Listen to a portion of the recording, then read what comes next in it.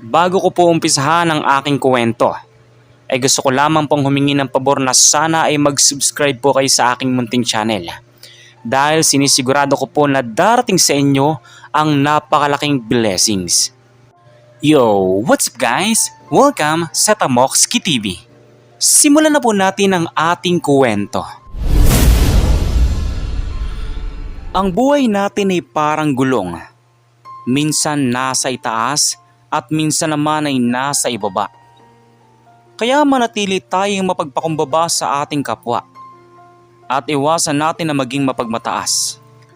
Dahil baka sa isang iglap ay bawian tayo ng karma. Lagi nating alalahanin na hindi man tayo nakikita ng ating kapwa sa ating mga maling ginagawa, ay nakikita naman tayo ng ating Panginoon sa itaas. Kaya mas piliin natin ang maging mabuti kaysa sa maging masama.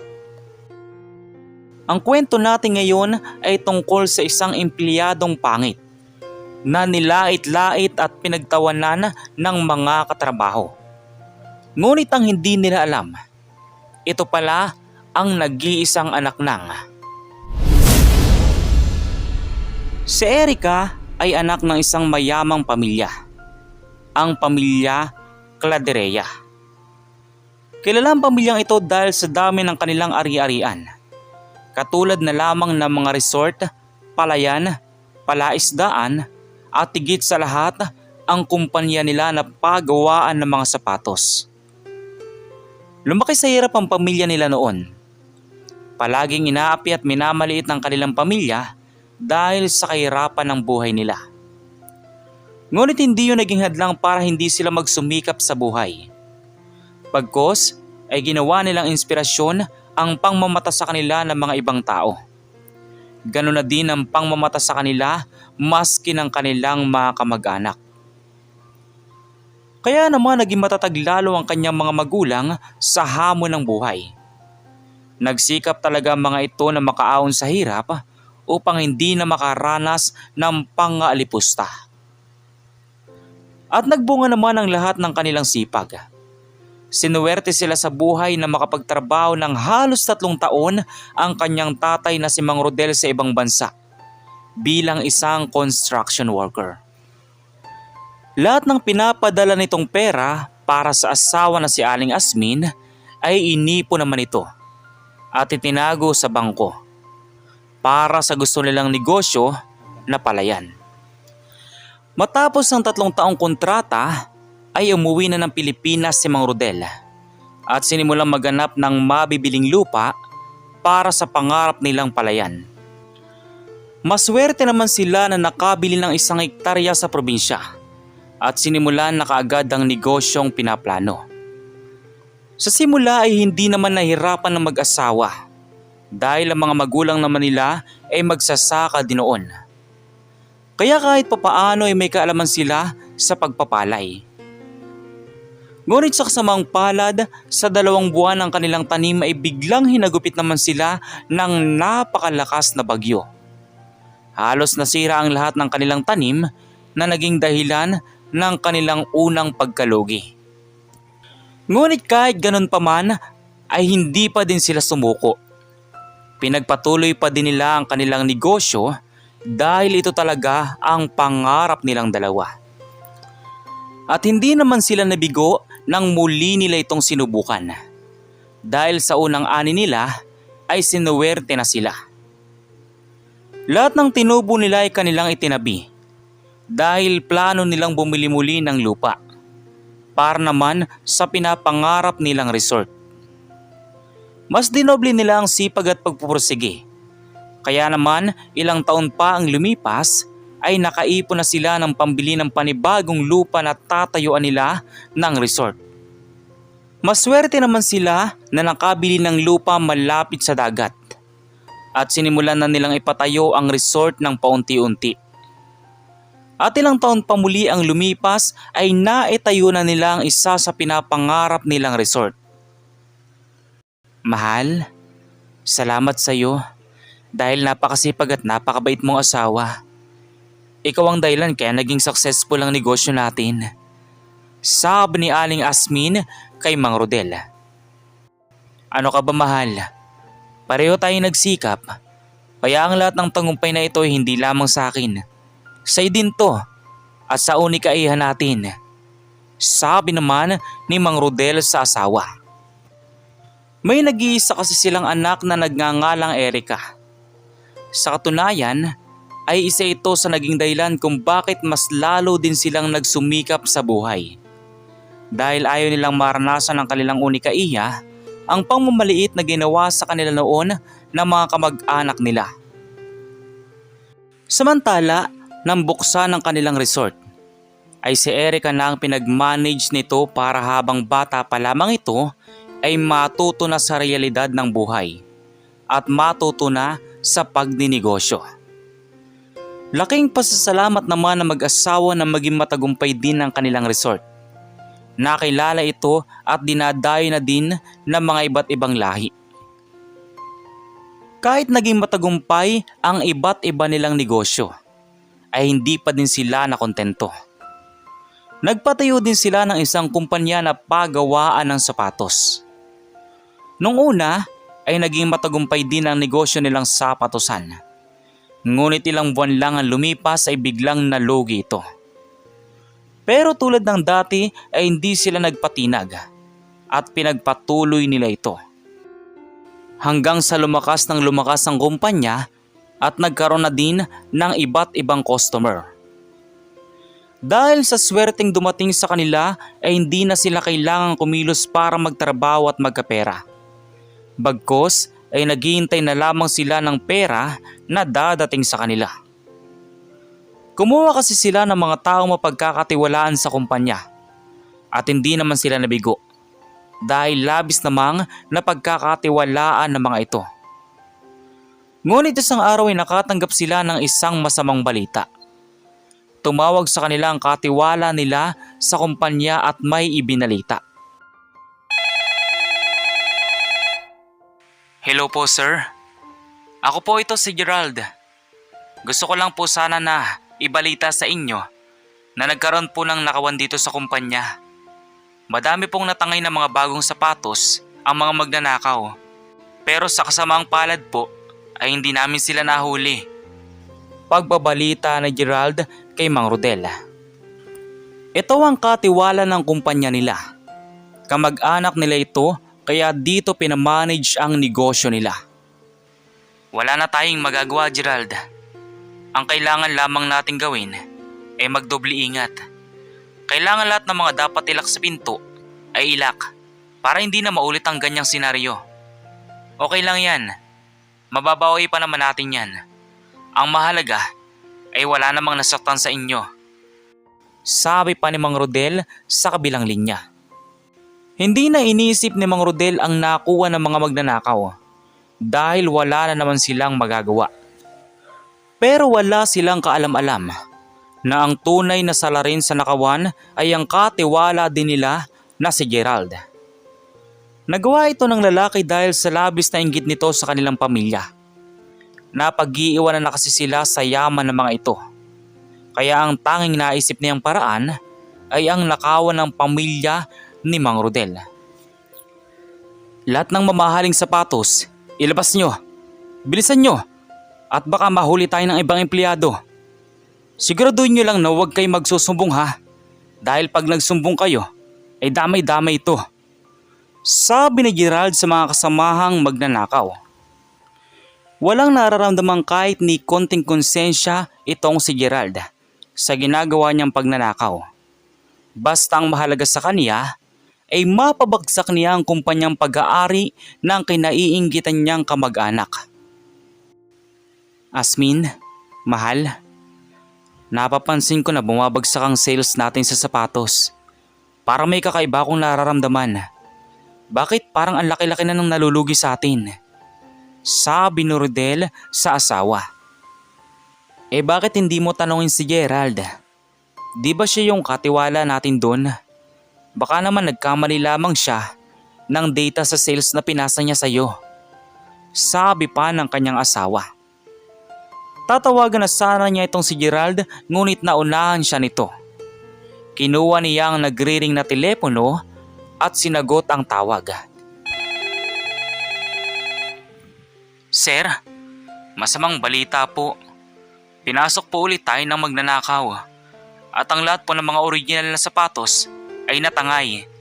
Halos wala pong natira dito na stocks. Nagtanong po ako sa mga guard dito kung may nakita sila na pumasok sa kumpanya. Pero wala naman daw po. Ultimo mga CCTV po, sira na. Dahil pinutol po nila pati ang linya. Sabi ni Gerald sa kabilang linya. Wala nang nasagot si Mang Rodel.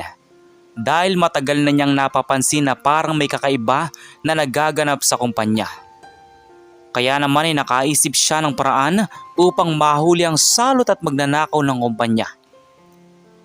Isang araw ay kinausap niya ang kanyang nag-iisang anak para ipadala sana sa kumpanya at mag-imbestiga. Anak, alam mo naman siguro ang nangyayari sa kumpanya natin, hindi ba? May gusto sana akong ipagawa sa'yo. Total ay ikaw lang naman ang pagkakatiwalaan ko. At hindi ko ito pwedeng ipagawa sa ibang tao. Sabi ni Rodel sa anak. Ano po yun pa? Paano po ang gagawin ko? Tanong naman ng dalaga. Anak, kilala mo naman siguro ang Kuya Gerald, di ba? Yung katiwala ko sa kumpanya natin ng sapatos? Tanong niya. Opo pa, kilala ko po siya. Sagot naman ito. Gusto sana kitang ipadala doon para mag-imbestiga sa loob ng kumpanya. Pero kailangan mong mag-iba ng itsura. Kumuha ako ng magaling na makeup artist para sa gagawin nating plano. Iibahin natin ang itsura mo para hindi ka makilala ng pinsan mo. Sabi ng kanyang ama. Agad naman na sumang-ayon kaagad ang dalaga sa nais ng ama. Isa pa ay gusto niya ding mahuli kung sino nga bang dahilan kung bakit nalulugi ang kanilang kumpanya. Bago pumasok sa trabaho ay inayusan muna siya ng makeup artist na hinired ng kanyang ama. Ginawang pangit ang itsura niya para hindi siya lubos na makilala ng kanyang pinsan na katiwala sa kumpanya. Ngunit unang araw pa lamang niya sa trabaho ay nakaranas na siya ng diskriminasyon. Grabeng pangit naman ang bago nating katrabaho.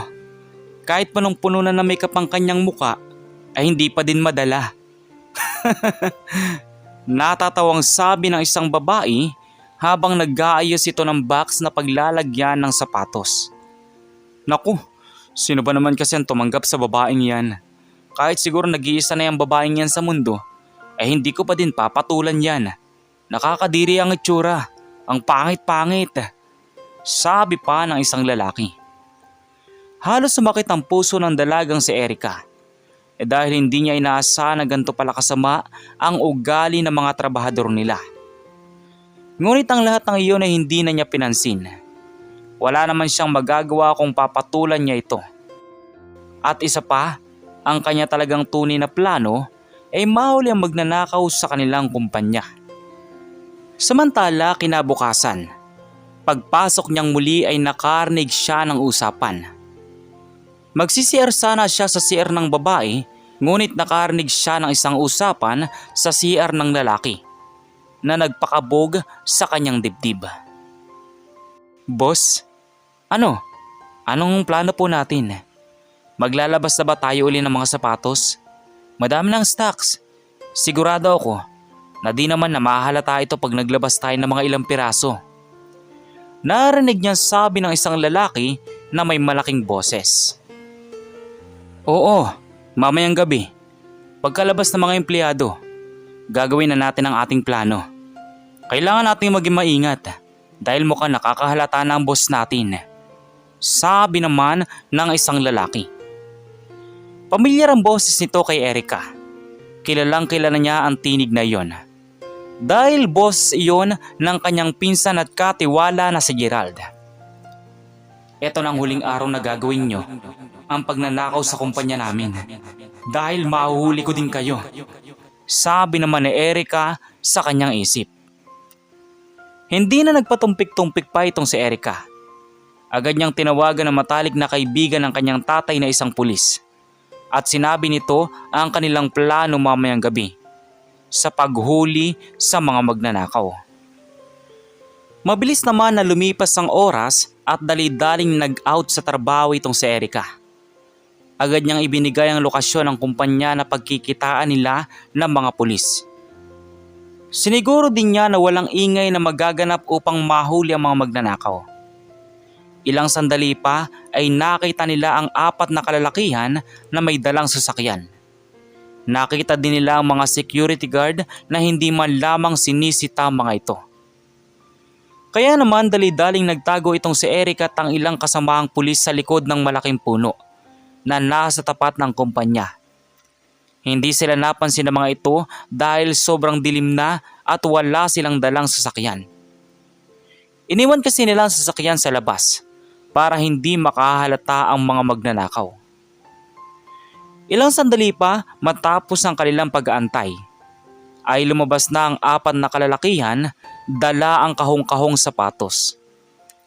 Ngunit bago pa maisakay ng mga ito ang dala, ay biglang lumabas sina Erica at tinutukan ng baril ang mga magnanakaw.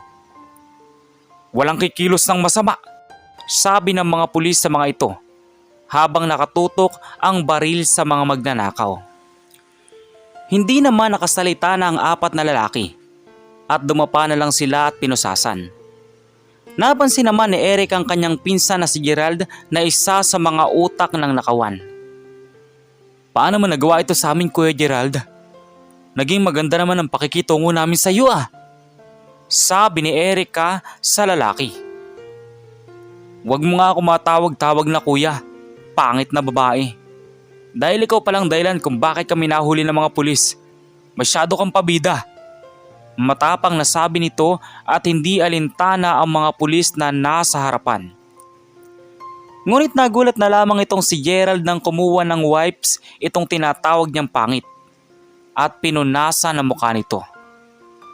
Gulat na gulat siya nang mabura ang makapal nitong makeup at makilala ang kanyang pinsan na si Erica, na anak ng may-ari ng kumpanya at kamag-anak niya. Hindi na siya halos nakasalita at napipi siya sa kanyang nakita. Labis-labis ang kanyang hiya sa kanyang pinsan. Ngunit kahit anong gawin niyang paghingi ng tawad ay wala na siyang magagawa. Makukulong na sila dahil sa kasalanan nilang ginawa. Samantala, sinama din nila ang mga security guard na bantay sa company ng gabing yon. Dahil isa din pala mga ito na salarin sa pagnanakaw. Agad namang binalita ni Erica sa kanyang mga magulang ang nangyaring hulihan. At binalita din ito na isa ang kanilang katiwala na si Gerald sa utak ng nakawan sa loob ng kumpanya. Dahil sa nalaman ay labis ng galit ng mga ito. Dahil hindi nila inasahan na kung sino pa ang taong kanilang labis na pinagkatiwalaan, ay ito pa pala ang titira sa kanila patalikod. Simula noon ay hindi na sila nagtiwala sa kanilang mga kamag-anak. Kumuha na lang sila ng ibang tao na magmamanage ng kanilang negosyo. Dahil para sa kanila, mas mabuti na magtiwala sa ibang tao kaysa sa mga kamag-anak na abusado. Kayo, ano pong masasabi niyo sa maiksing kwento natin ngayon? At kung anong mga aral po ang mga natutunan ninyo? Maaari niyo po bang i-comment dun sa baba dun sa comment section para muli ko pong mabasa. So once again, inuulit ko pong muli. Ako po si Tamoxki TV. Kita-kita po tayong muli sa mga susunod pa nating maraming mga video. Thank you and God bless you all. Peace out.